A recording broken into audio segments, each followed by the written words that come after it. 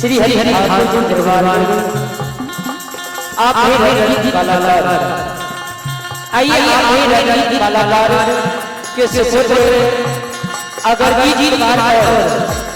अमर जी दरबार भगवान दरबार में श्री हरि हरि ठाकुर दरबार में करीब दादा के साथ 25,000 थे। जय हो सरदार जय उनकी समस्त परिवार जय।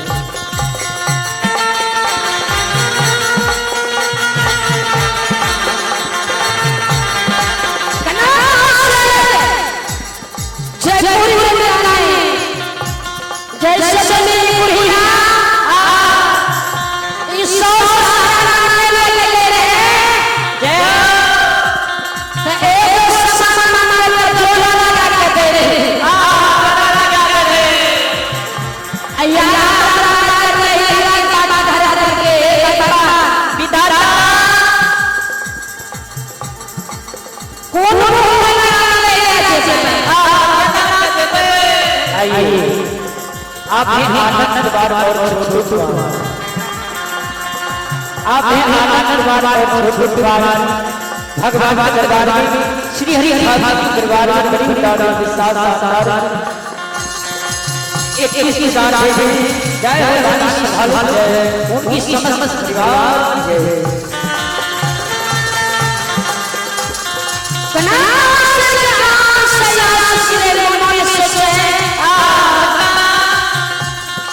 अगर मैं बोलूं कि तेरे को सब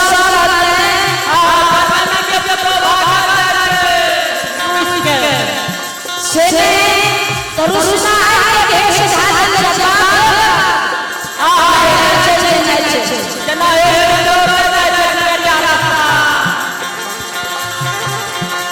चना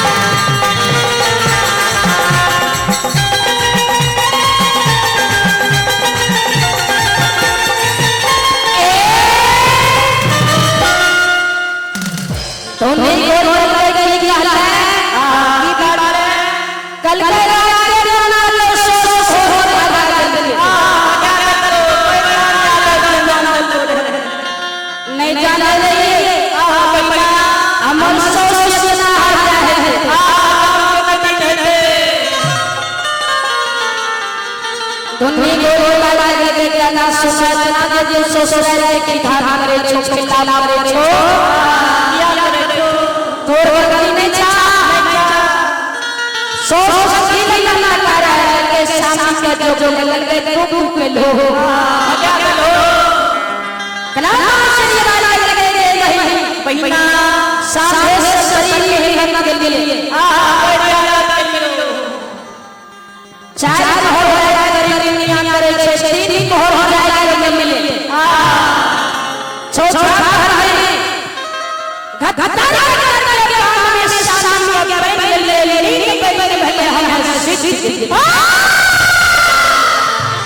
भले हम भाई वो समय में शाम चतुर बना के लिए जे हमारा सिसले छोड़ गया ना चोर कर चोरा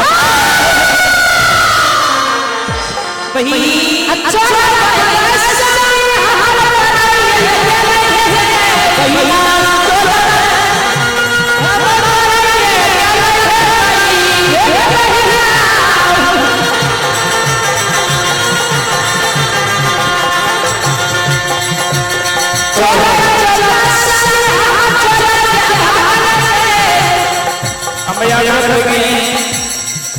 भाई मंडली से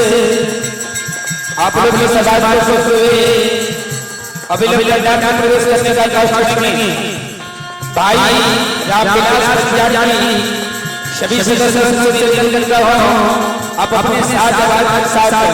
अभी उपस्थित होने का